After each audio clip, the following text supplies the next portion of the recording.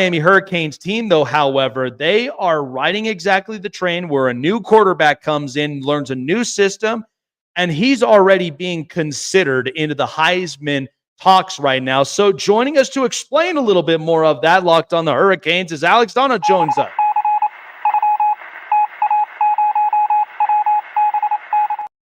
I got to say, it's been a long time coming for this program in particular. I mean, you know, you move off one quarterback and you bring in another, which, to be honest with you, I'm very happy that at least Cam Ward, because when he said he was going to declare for the draft, I'm like, good luck being a day 3, day 4 quarterback, because in the end, that's what your value is. But he comes back to college. He goes into Miami, a brand new system, and it's just taken off, man. What have you seen that has really clicked with these Hurricanes? Well, first things first, thank you for having me. And I want to apologize for the horror movie lighting that I have going on here. It's because my electricity went out a couple hours ago, and I'm waiting for my electricity to get restored. But listen, I'm happy I can be on here with you talking about Cam Ward. Now, he's already raised his draft stock. You know, he's got a lot of games left to play this season for Miami. But like you said, he would have been a day 3 pick. That's why he ultimately decided, because he was self-aware. He knew what his draft evaluations were. He decided, you know, he could come back to college for one season and raise his draft stock. You know, he saw that Miami was being very aggressive in the transfer portal to put talent around him, and Mario Cristobal had recruited very well for the past couple of cycles. I've had the pleasure of getting to know Cam and his family a little bit over the past several months, and he is the ultimate professional in terms of how hard he works and how he carries himself. You know, before he arrived at Miami, I'd seen him play a little bit at Washington State. I knew he was electric, but I didn't know anything about his personality. Like, you know, and with the whole, you know, is he a drafty? Is he not? I kind of wondered, is he a little bit of like a Hollywood type of personality? Not even close. He's just a guy who shows up at the facility, first guy in, last guy out. You know, he fishes a little bit, but outside of that, I don't think he has any hobbies outside of football and getting better and improving. And he oozes talent. You know, Miami's probably never had a quarterback like this. They had one a few years ago, De'Aaron King, who had some similar characteristics and made some electric plays, but he wasn't nearly as good as Ward. And he also got injured in his second season with Miami that cost him most of that. But with Ward, it's not just the arm talent.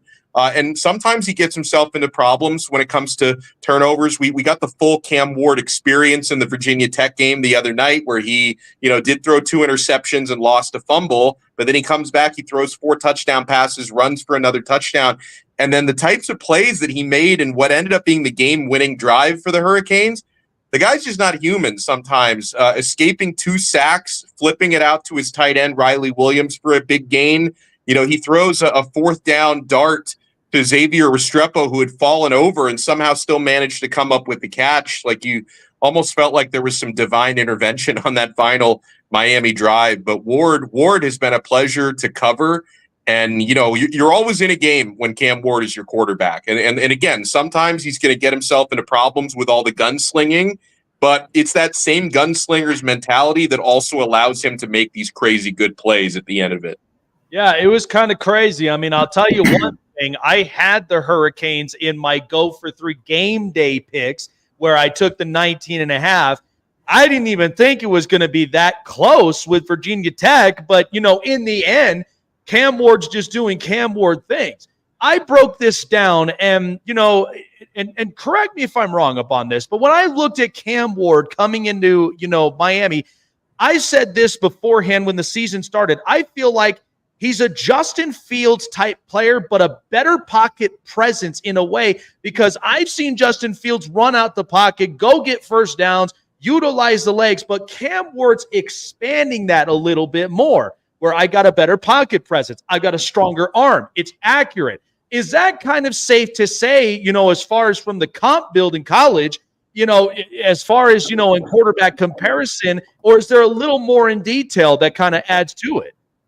I like that a lot. I would also say with Ward, that with the way that he kind of sidearms some throws, but in a good way, that's kind of a way for him to get the ball out faster in certain situations, and the way he improvises. There's a little bit of Patrick Mahomes in his game as well. He's kind of a hybrid, I think, of multiple different quarterbacks, but you're spot on with the pocket presence. I mean, Ward is athletic enough to run when he really needs to, and in the Virginia Tech game, he needed to run a handful of times. I think he picked up 57 rushing yards and a rushing touchdown in that game, but he's never a run first guy. He's always trying to make a play down the field, and something that's really impressed me about Ward, if I kind of compare him to recent Miami quarterbacks, his pocket awareness to the point where it's like he's got eyes in the back of his head. If there's a rusher coming in from the blind side, he's always got to move. Like he has been sacked a few times this year, but the only times he gets sacked are when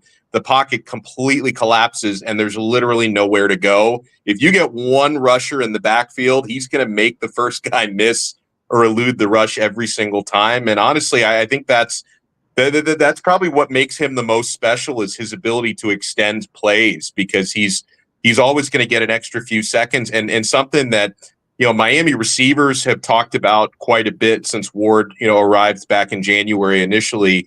They've had to do kind of extra drills to kind of, figure out, when the play breaks down or he gets outside the pocket, like, where do you run next? Like, how do you kind of continue and extend your routes? Because you get in a lot of situations like that where Ward is improvising and buying extra time, and you've got to have chemistry with your wideouts, or else those plays are not going to go anywhere. Oh, boy, Chase is getting excited about this. Yeah.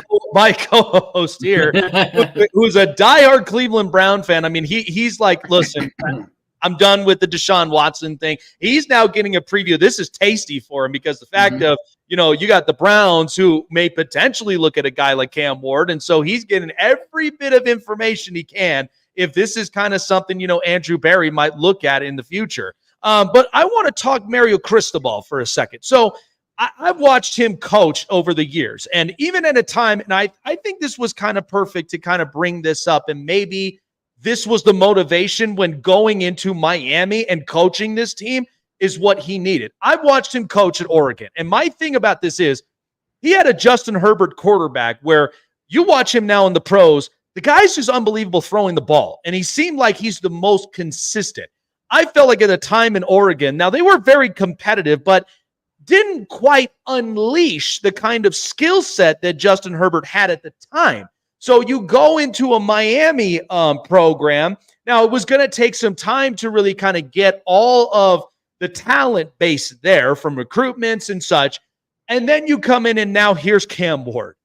Is there something you're seeing right now in a coach's aspect that is kind of giving Mario Cristobal, like, he's kind of freeing a little leeway of the leash here, where it's not feeling like he has to defend. He has to kind of get conservative.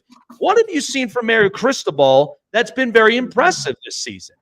Yeah, he has really shown a willingness to evolve in a way that I think has surprised a lot of people, because obviously, I covered Cristobal way back when he was an assistant coach at Miami. He played at Miami, of course. I didn't cover him back in those days. I'm a little too young for that, but I covered him a little bit when he was an assistant at Miami, and then I watched him in the other places he was, head coach at FIU, worked under Nick Saban, had the head coaching job at Oregon, and like he came back to Miami as head coach with this reputation of, everyone was warning me. All my Oregon friends were like, oh, this guy's stubborn.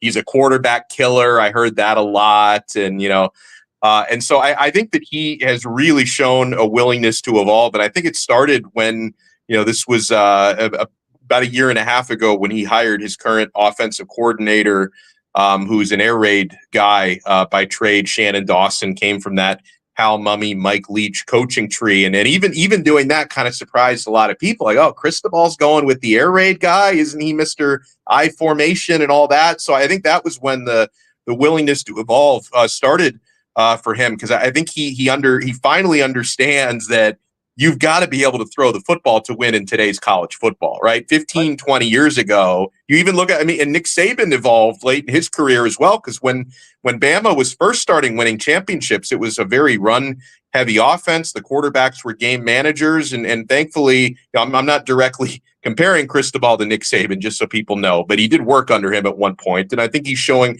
a willingness to evolve. And then once you get a guy like Cam Ward in your offense, I think you realize you can't have any handcuffs there. Like you've got to allow, and Ward has a ton of freedom, by the way, and you see it when you watch Miami. He's changing plays at the line of scrimmage. It's like having an extra offensive coordinator. So, Cristobal has given, I think, more freedom to his offensive play caller and coordinator, Shannon Dawson, and they've both given a ton of freedom to Ward, because even Dawson has said it. Sometimes Ward will change the play and he doesn't even know what's going to happen. Like he just, they give him that sort of freedom. And listen, so far, so good. Oh man, I'll tell you what though, it gives me a sigh of relief knowing that there is at least a program in Florida that's actually playing really good, i.e. Florida State and Florida. Because right now I'm just like, man, both these programs just stink. And then I look at Miami and like, here they are. And they're just like, I mean, I've watched the ACC long enough that I made this point after last year, because I feel like Florida State is going through the travesty curse. The second that you end up pointing that out, and then all of a sudden you're roadhoused by Georgia in the bowl game. And now you come in this year, you get into a close fight against Georgia Tech, who, by the way, their defense was really, really good. And then you come in the next week, and then things are just falling apart. And now I'm like, I don't think this is working out well. I think DJ Uiagalelei is just really regressing. But Miami's turned up the things a notch, and I feel like they're definitely going to be the program to potentially walk away with the ACC. I mean, when you look at the load of competition, because I'm watching the Big 12, the Big 10, and, the SEC, and I'm just like, where Florida State went wrong at, what's the competition in your conference? Because now Riley Leonard leaves, Duke, goes to Notre Dame, and then right now you bring in DJ Uiagalelei and things are looking sideways, and then here's Miami taking advantage of this. What have you seen from the conference as a whole? And are there some adjustments that you feel like for some of these programs they really kind of got to get into if they want to compete with these other three conferences? Yeah, the ACC has been, I think, one of the most shocking conferences in football, because, you bring up Florida State. Before the season started, everyone, myself included, had them penciled into a college football playoff spot, with it expanding to 12 this year. And they were basically unanimous picks to repeat as ACC champions. This is one of the hardest falls from one season to the next I've ever witnessed, because they went from being, and you mentioned, of course, they got boat raced by Georgia in the bowl game, but Florida State didn't really, most of their guys opted out for that game. They started 13-0. I don't know how they go from 13-0 or 13-1 to 1-4, and they don't look competitive. So that they've been the biggest surprise in the conference so far. I really thought NC State was going to be good this year, contending for the ACC. They've already gotten blown out twice. They've already had to make a quarterback change. They're starting a true freshman now in CJ Bailey, who looks good, but he's going to take a lot of lumps this year. So they're kind of already into prepare for 2025 mode. I do think we had a bit of a false alarm with Clemson. I still think Clemson's really good. And I might even say, based on what they've done in recent years, you might even still say they're the team to beat in the ACC. I know that they lost a one-sided game to Georgia to start the season. But since then, Clemson has looked really good, and their offense has looked surprisingly good, because I didn't have any faith in Cade Klubnik, but he's looked excellent the past few games. So I think Clemson's really good despite what happened to them against Georgia. I know Louisville just lost a competitive game to Notre Dame. They made too many mistakes. I think Louisville's very good, but outside of that, obviously, Virginia Tech's been really disappointing. They gave Miami a great game, but they're 2-3 now on the year. NC State stinks. Florida State is a national embarrassment right now. And, I mentioned, to me, Clemson would be, as someone who covers Miami, Clemson would be the team that I fear most. Miami wouldn't have to face them until the ACC championship game they're not even on Miami's regular season schedule this year. Louisville is. That's going to be that's the toughest game left on the schedule. So Miami definitely has an opportunity to make it to the ACC championship game. There's a couple of other teams out there that can potentially maybe play spoiler in some of their games. I'm looking at a 5-0 Duke Blue Devils football team. They haven't played the toughest competition yet, but they haven't been 5-0 since 1994. Their defense is flying around the field.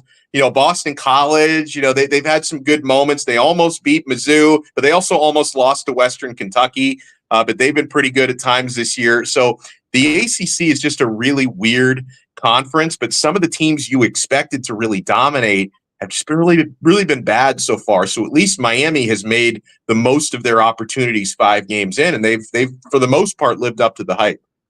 So next week, you guys got Cal, and I feel like, in the end, I'm taking Miami at that because Cal Berkeley, there have been spurts where they would compete in it, but as of right now, I mean, this is kind of the one that, Miami comes up off of an emotional win against Virginia Tech. Now it's kind of like, okay, we're going against Cal, but we know going East Coast and all the rest of it, and now you're going to West Coast.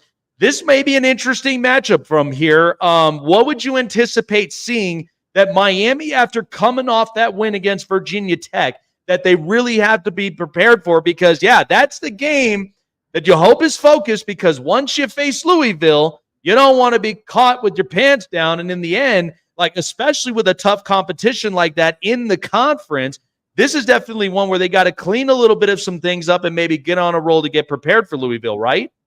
Yeah, and they can't take Cal lightly because Cal's defense has been really good. Their offense has been hit or miss. They only scored 9 points against Florida State, but their defense has been consistently good so far this year, and they're one of the top teams in the country in turnover margin. So right there, Miami needs to play a cleaner game than they played against Virginia Tech. They committed 3 turnovers against the Hokies. You have to be better than that against Cal, and Cal is definitely going to test Cam Ward and Miami's receivers. They've got a really good defensive secondary. We haven't really seen Cal completely hit their stride on offense. I think a lot of that is because Jaden Ott has been playing banged up so far this year. But since Cal just had a bye week, I would imagine this is probably going to be the healthiest that Ott has been so far this year coming off the bye. I think my power is just finally coming back on, by the way. I hear my printer making some noise. So we're making some progress here. But the thing, there you go. But then the other thing about Cal, which is going to be really interesting, and when you're watching the game on TV, you can say you heard it here first, because I know they're going to talk about it a lot during the TV broadcast, because it's one of those storylines that the ESPN guys love. Cal's quarterback, Fernando Mendoza, is a South Floridian. He went to Miami Columbus High School, the same high school Mario Cristobal went to. Now, when he was coming out of high school, Cristobal wasn't the head coach at Miami yet. It was Manny Diaz, the previous staff, but they didn't really recruit him. They didn't offer him a scholarship, right down the street. They told him, maybe we'll make room for you as a walk-on. Well, that obviously wasn't what he was looking for. He ends up going to Cal on scholarship and playing very well. But I would imagine Fernando Mendoza, who's, went to the same high school Mario Cristobal went to in Miami. Mendoza grew up a Hurricanes fan. He's going to be extra motivated for this game. So, and just based on how competitive of a young man he seems to be, it's probably going to bring out the best in him. So I would imagine Mendoza's going to be at his best. Miami's going to have to be at their best. The other thing Miami has to clean up is they had 20 missed tackles against Virginia Tech. You don't ever want to see that happen again. That's why the game was as close as it was, because Miami missed 20 tackles. They have got to be a lot better, especially if Jaden Ott is at 100%. Oh yeah, I mean those are the most important from there, and you got to be able to make those tackles. You got to be able to shut down an offense that you do not want to potentially come back in a crucial situation. And so hopefully they'll get prepared for it. It's definitely one that may prepare them for Louisville. So I'm excited about that. Chase, you got anything to add? Because I know you've been excited about this one. So go ahead, fire away, man.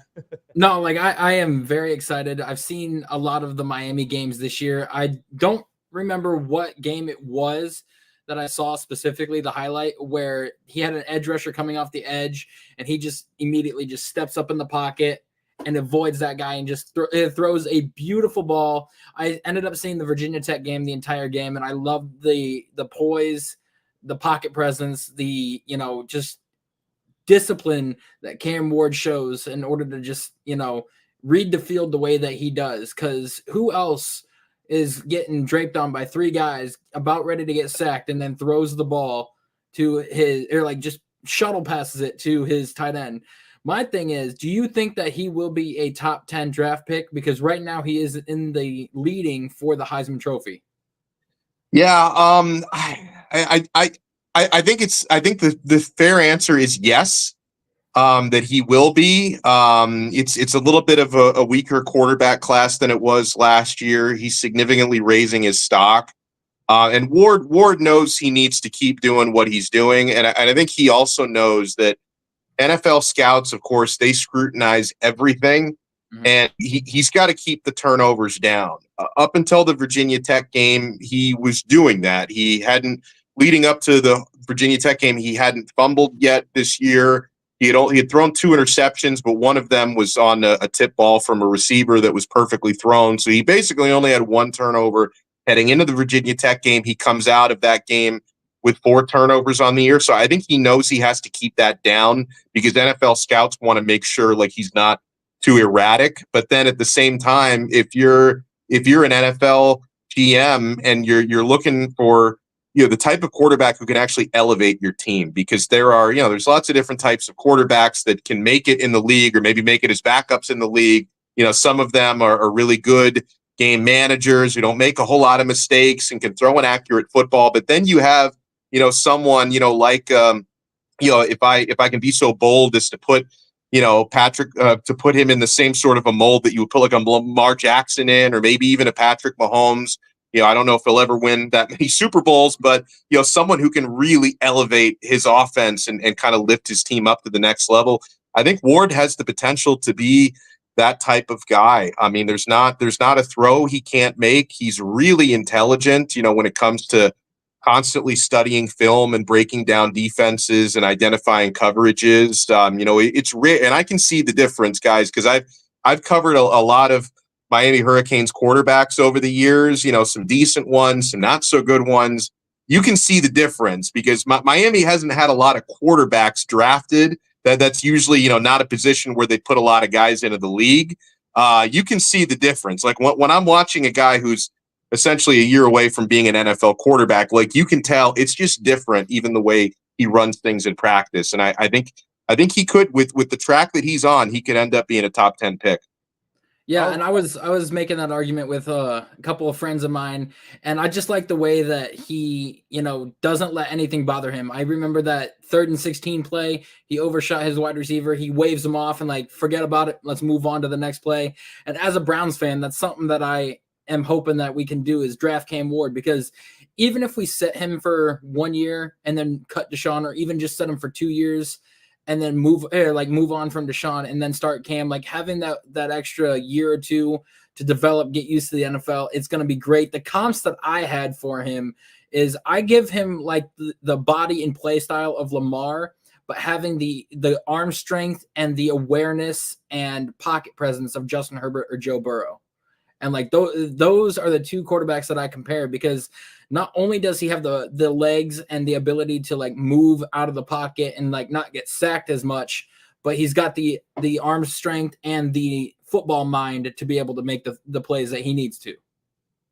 Yeah, I like that a lot. And I know, and I would expect between now and February, March, when he starts going through like the combine process and the workout process, I think he's only getting better. Because again, like I've only covered a few players who work as hard as he does, and Miami actually has a couple of them right now, like Xavier Restrepo, their top slot receiver, top receiver. He's I don't think that dude ever leaves the film room, and neither does Ward. So I would imagine he's only going to get better. Looking to be like a day 2 pick is what they're calling for. The last quarterback I can think of that Miami got drafted was Brad Kaya. That's right.